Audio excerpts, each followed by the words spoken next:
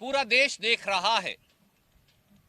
भगवान श्री राम के मंदिर का शिलान्यास, उसकी शुरुआत, भूमि पूजन की कार्यवाही कल 5 अगस्त 2020 को अयोध्या में होगी।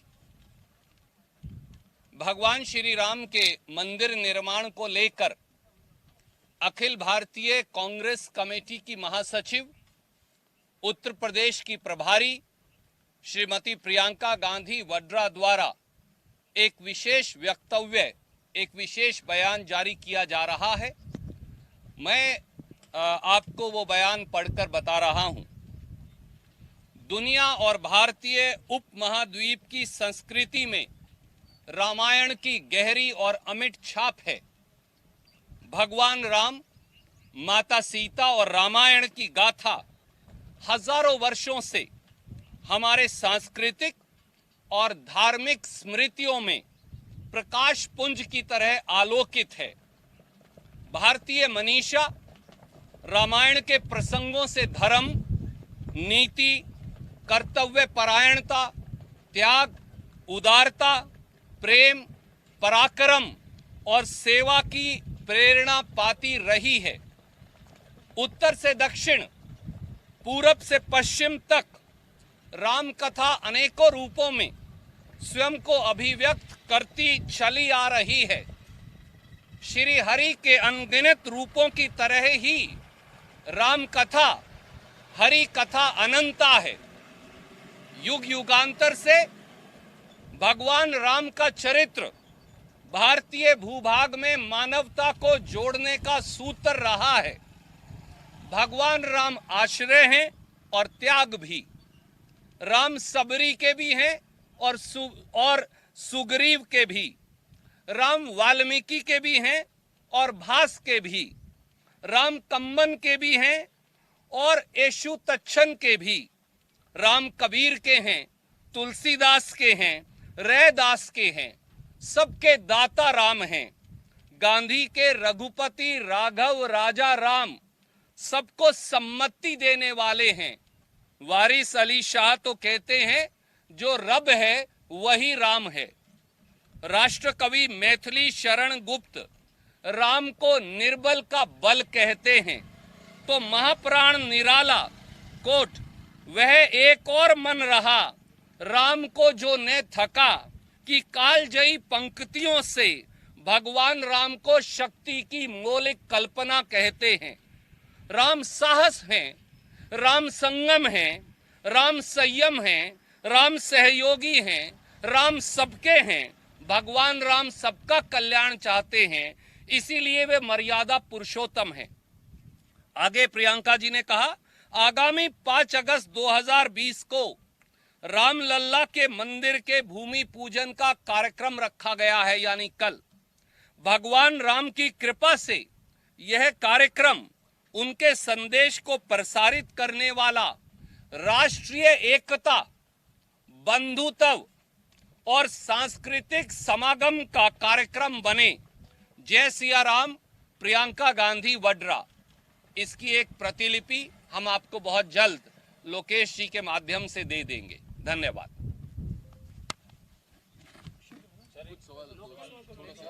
जी जी जरूर। मैंने सोचा सर, ये जो सियासी संकट चल रहा है पूरा, क्या राजस्थान की सियासी संकट को लेकर के ये जो बागी हैं उनके लिए दरवाजे बंद हो चुके हैं या प्रयास जारी है कांग्रेस के? आदरणीय मित्र, ये कल भी हमने जवाब दिया और कहा कि सबसे पहले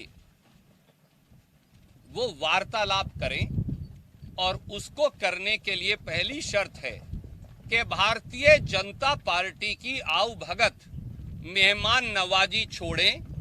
मनोहर लाल खट्टर जी की भारतीय जनता पार्टी की हरियाणा सरकार का सुरक्षा चक्र छोड़ें। हरियाणा में तो आए दिन बच्चों की, मासूम बच्चों की हत्या हो रही है, उसके लिए तो पुलिस उपलब्ध नहीं। गैंग रेप हो रहे हैं, बलात्कार हो रहे हैं, लोगों को गुड़गांव में सरेराह पीटा जा रहा है, उसके लिए पुलिस उपलब्ध नहीं। परंतु इन 19 विधायकों की सुरक्षा के लिए सैकड़ों, हजारों, 1000 के करीब पुलिसकर्मी जो लगाए गए हैं। भारतीय जनता पार्टी हर कांग्रेस पार्टी के नाराज विधायकों को जो सुरक्षा दे रही है उसके क्या मायने हैं। इसलिए पहले भाजपा की आवाभगत छोड़ें, पहले भारतीय जनता पार्टी से मित्रता तोड़ें, पहले भारतीय जनता पार्टी का साथ छोड़ें, पहले भारतीय जनता पार्टी की मेहमान नवाजी छोड़ें, पहले भारतीय जनता पार्टी की पुलिस का सुरक्षा चक्कर तोड़े, वापस अपने घर वापसी करें, वार्तालाप तब हो पाएगा। धन्यवाद। स्वामी ने सवाल उठाया है लाल कृष्ण आडवाणी को नहीं बुलाने को लेकर, यहाँ तक कहा है कि राजीव गांधी की, स्वर्गीय प्रधानमंत्री की इसमें भूमिका थी राम मंदिर निर्माण में। आदरणीय मित्र, भारतीय जनता पार्टी के सदस्य एक दूसरे के बारे में क्या कह रहे हैं ये वो जाने। मुझे लगता है कि भगवान श्री राम और सीता माता की जो व्याख्या, भगवान श्री राम के आदर्शों और मर्यादाओं की जो व्याख्या श्रीमती प्रियंका गांधी वड्रा जी ने आज अपने इस स्पष्ट वक्तव्य में की है, इसके बाद व्यक्तियों को परस्पर कोई अगर छींटाकशी करता है तो ये वो जाने, क्योंकि राम तो सबके हैं। धर्म और मंदिर की बात हो रही है, क्या भाजपा राम नीति और राजनीति में धर्म का पालन कर रही है? आदरणीय मित्र, मैं आज राम मंदिर के निर्माण के बिल्कुल ठीक 24 घंटे पहले राजनीतिक टिप्पणी तो नहीं करूंगा, पर एक बात अवश्य कहूंगा, राजनीति का धर्म होना चाहिए, धर्म की राजनीति नहीं। यही राम की मर्यादा है। नीतीश कुमार ने कहा है कि महाराष्ट्र में आपकी भी भागीदारी है सरकार की। सुशांत सिंह की मौत को लेकर के जितने भी बड़े अधिकारी वहां गए, आईपीएस तिवारी गए, उनको सबको जबरदस्ती क्वारंटाइन किया जा रहा है। महाराष्ट्र सरकार सहयोग नहीं कर रही सुशांत सिंह की मौत पर। आदरणीय मित्र, इस देश का संविधान और कानून ये कहता है कि प्रदेश के अंदर कानून व्यवस्था की जिम्मेवारी प्रदेश की सरकार की है। महाराष्ट्र में कानून व्यवस्था की अनुपालना की जिम्मेवारी महाराष्ट्र की सांझी सरकार की है, जिसके मुखिया उद्धव ठाकरे साहब हैं। नीतीश कुमार जी को संविधान दोबारा पढ़ना चाहिए। नीतीश कुमार जी या बिहार की सरकार जबरन पुलिस भेजकर मिशन यानी परिधि के अंदर दखल अंदाजी नहीं कर सकती। अगर एक प्रांत की पुलिस दूसरे प्रांत के अंदर जाकर जांच करेगी तो फिर अराजकता फैल जाएगी। हम भी जब गए, याद करिए, राजस्थान का उदाहरण देखिए, राजस्थान की एसओजी जब गई तो हमने हरियाणा पुलिस से कांटेक्ट किया।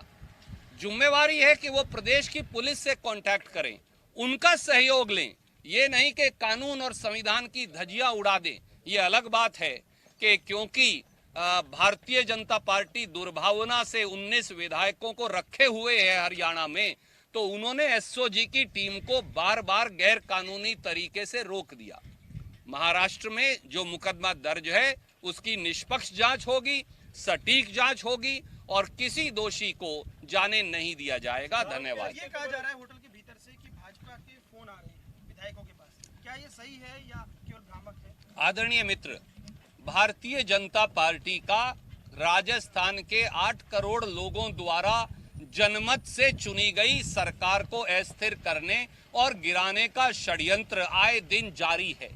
भारतीय जनता पार्टी धन बल, बाहुबल, सत्ता बल के हर हथकंडे अपना रही है। उनकी अपनी बौखलाहट भी साफ है, क्योंकि उनका भानुमति का कुनबा भी चरमराकर आए दिन गिर रहा है।